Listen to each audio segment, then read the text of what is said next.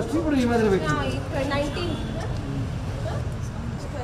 Board note తో లేదా right చేపిస్తాం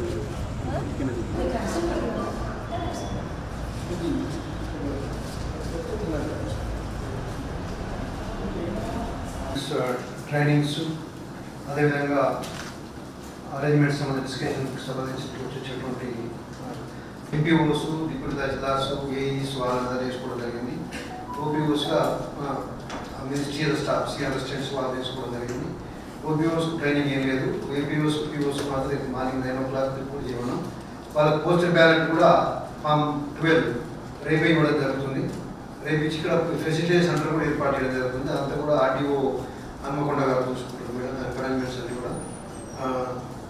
ఇది దీనికి సంబంధించి డిస్ట్రిబ్యూషన్ రిసెప్షన్ మనకు 22 ఇంచెస్ ఉంది సార్. అది box sir seat to seat మధ్య box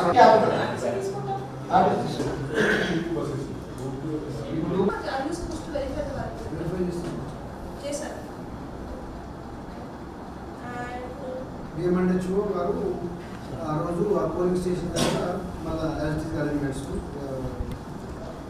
ASHA ANMs ASHA workers notice issue చేస్తూ 24th రోజు same venue items and rate whoever is looking after the arrangements of training I think extra chairs kavali almost all tahsildars and concerned tahsildars and FTDO taki kuda inform cheyandi so that one round of training chesena so 170